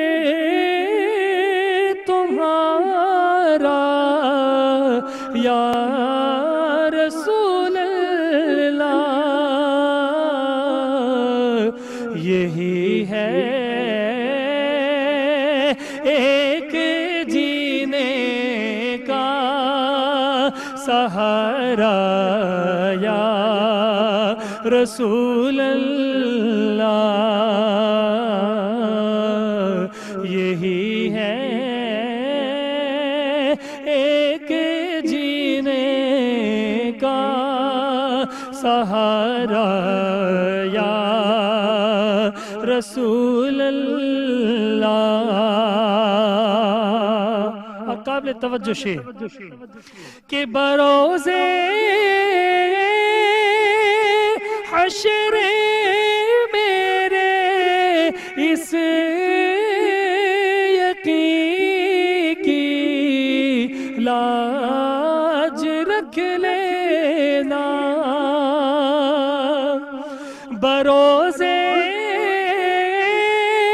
حشر میرے اس یقین کی لاج رکھ لینا کہ تمہارا ہوں, تمہارا ہوں, تمہارا یا رسول اللہ, تمہارا ہوں, تمہارا ہوں, تمہارا یا رسول اللہ. اور ہر عاشق کے دل کی تمنا اس شعر میں شاعر لکھتے ہیں کہ دکھا دو اپنا چہرہ پیارا پیارا یا رسول اللہ, دکھا دو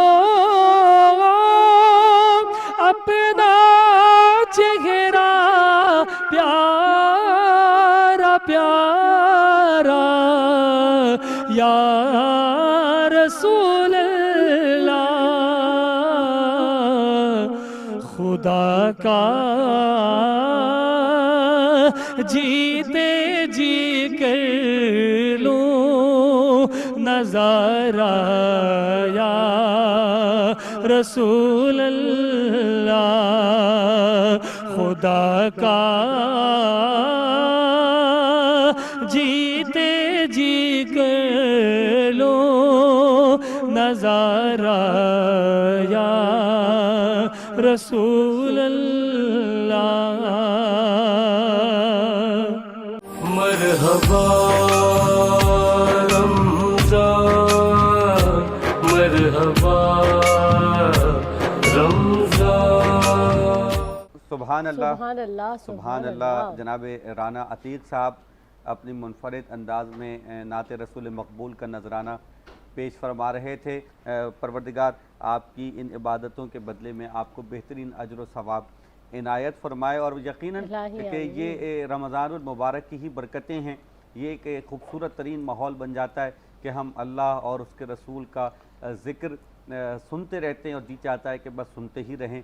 रमज़ानुल मुबारक की बहुत सारी बरकतों में से एक बरकत ये भी है कि ये हमें इस सहर के वक्त में और फिर अफ्तार के वक्त में ये मौका फ़राहम कर देता है कि हम अल्लाह और उसके रसूल के ज़िक्र में मशगूल हो जाएं।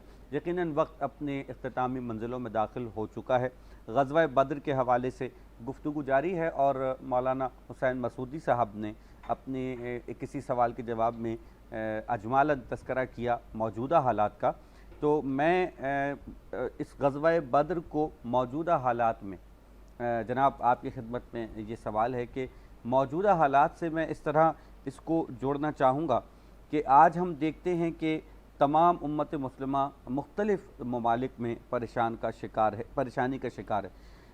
कश्मीर में, फ़लस्तीन में, इसी तरह इराक़, शाम की सूरत हाल और दीगर जगह पर मुसलमान जो हैं बेसर व सामानी का शिकार हैं, जैसा कि बदर में थे। तो आज भी मुसलमानों को अल्लाह पे तवक्कुल करके क्या उसी तरह जिहाद की ज़रूरत नहीं है? बहुत अच्छी बात आपने कर दी है। मैं एक इसमें यूँ और इजाफ़ा कर दूँ कि उस वक्त भी पूरी दुनिया का अगर ये देखें तो उस वक्त भी एक बड़ी अच्छी हैसियत में मक्के और मदीने वाले थे। खैबर भी वहीं था, यहूदियों का भी होल्ड था, लेकिन उस वक्त भी अहले किताब कहलाते थे वो लोग और अहले किताब होने के बावजूद उन्होंने दीन को नहीं कबूल किया। और आज भी मुसलमानों के पास किसी चीज़ की कमी नहीं है, लेकिन इसके बावजूद हमें नज़र ये आता है कि जिस तरीके से मुसलमानों की ताकत को ज़ाया किया जा रहा है, जी हाँ, यानी वो क़ुव्वत जिसको आज मुज्तमा होना चाहिए था, उस वक्त भी रसूलुल्लाह सल्लल्लाहु अलैहि वसल्लम ने अच्छे लोगों की ताकत को मुज्तमा किया और बातिल को उसके सर को झुका दिया। आज भी ये मैं कहता हूँ कि ख़ुद ये कोरोना वायरस भी जो है, अगर हम इसको देखें, ये जो आया और आखिर ये एक पूरी दुनिया के लिए अजीब व गरीब कैफियत पैदा कर दी कि ऐसे अगर हम चाहें कि एक सेकंड में पूरी दुनिया को रोकना चाहें तो कोई ये तसव्वुर नहीं ला सकता था कि ये कैसे मुमकिन है कि दुनिया को रोक दिया जाए, जहाज़ भी रुक जाए, टेलीकास्ट भी रुक जाए और जनाब निज़ाम भी रुक जाए और शहर भी बंद हो जाए और कारोबार भी बंद हो जाए और जनाब फिर सिस्टम बिल्कुल होल्ड हो जाए, लॉकडाउन हो जाए। ये तो हो नहीं सकता। लेकिन खुदा ने एक ज़र्रा भी ज़्यादा है, एक वो वायरस जो नज़र ना आने वाला हो, जिसे ढूंढ नहीं पा रहे, मगर खौफ उसका इतना है कि हर आदमी अब बच्चा कोरोना से बचना है, कोरोना से बचना है, कोरोना से लड़ना है। अब तो सबका नारा आ गया ये कि कोरोना से बचना है, कोरोना से लड़ना है, मिल के रहना है, मिलजुल के दिल को जोड़ना है। ये सब तो इलाही पैगाम है। बिल्कुल अल्लाह ने यही तो समझाना चाहा था कि दिलों को जोड़ लो, आपस में मेल मोहब्बत को रखो, लेकिन शैतान और शैतानियत से परहेज करो, बुराई से बचो जो इंसानियत के जिस्म को खा जाए اس وائرس سے بھی بچو جو انسانیت کے روح کو کھا جائے، اس وائرس سے بھی بچو۔ بس جب یہ بات سمجھ میں آ جاتی تو پھر، اور جب تک دیکھیے اب جو آخر زمانہ ہے نا جس کی بات آپ کر رہے ہیں، آج دنیا میں ظلم جو ہے وہ عجیب عجیب نئی نئی شکلوں میں سامنے آ رہا ہے، اور کہاں نہیں ہے ظلم، گھر کے اندر بھی ظلم ہے۔ جملہ کہا آپ نے کہ ظلم بھی اپنی اپنی مختلف شکلوں میں، نئی نئی شکلوں میں سامنے آ رہا ہے جی، اور ہر جگہ موجود ہے۔ میں کہوں گا کہ اس کے لیے کوئی خاص خطہ اور کوئی خاص زمین نہیں۔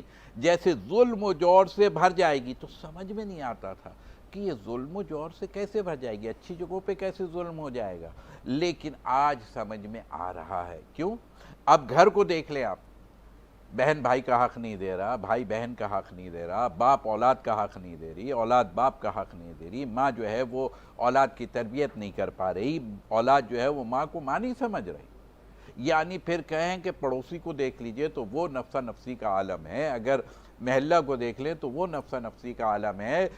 ایک عجیب کیفیت آج دنیا نے دیکھ لیا کہ بڑے مہذب شہر اور بڑے مہذب علاقے اور بڑے تہذیب یافتہ جنہیں ہم کہتے تھے، ذرا سی دیر کے لیے اگر یہ سامنے چیز نظر آ جائے کہ جی یہ چیز جو ہے قلیل ہے، تھوڑی ہے، اور میں وہاں تک نہیں پہنچ پاؤں گا تو لوٹ ماری ہو جاتی۔ صحیح بات، بالکل ایسا ہی وہاں فساد برپا ہو جاتا ہے۔ یعنی کیا بے صبری ہے یہ انسان کی، ایسے نہیں مانتے تھے نہیں تہذیب یافتہ، کون ہے تہذیب یافتہ؟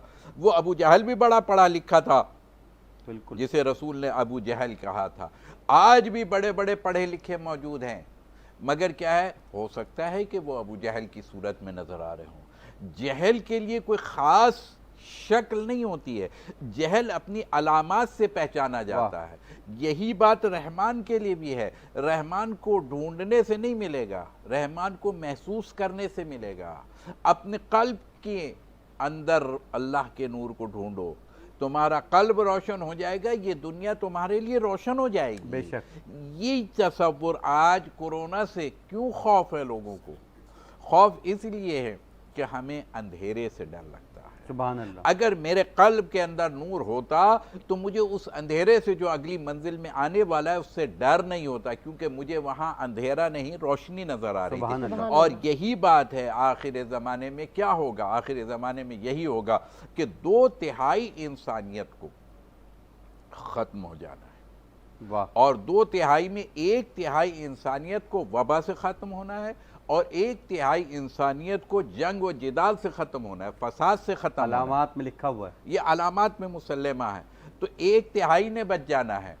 اور میں کہوں کہ جی ہاں 1/3 جو بچے گی پھر وہ دنیا پر غالب آئے گی، پھر وہ ظہور کا زمانہ آنا ہے۔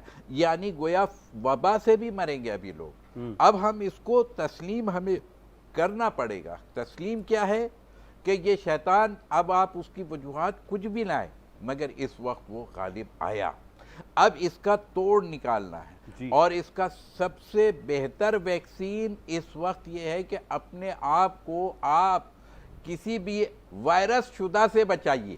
اللہ اکبر۔ یہی تو خدا کا پیغام تھا کہ شیطان اور شیطان والوں سے بچو، کونوا مع الصادقین، سچوں کے ساتھ ہونے کی دعوت دی گئی ہے، جھوٹوں کی نفرین کی گئی ہے۔ بے شک۔ نبتہل فنجعل لعنت اللہ علی الکاذبین۔ بڑا کم رہ گیا، میں ایک اختتامی سوال آپ سے کرنا چاہوں گا جس پہ آپ کی رائے بہت ضروری ہے، اور چونکہ آپ نے علامات کا یعنی ظہور کی علامات کا تذکرہ کر دیا، اور وقت آخر 313 بدر میں اور 313 ہی امام زمانہ کے ساتھی، کیا ایسا کیا جائے کہ جب سرکار تشریف لائیں تو ہم بھی ان 313 میں شامل ہوں؟ ہمیں کیا ایسا کرنا ہے؟ اختتامی لمحات ہیں، آپ کیا پیغام دیں گے؟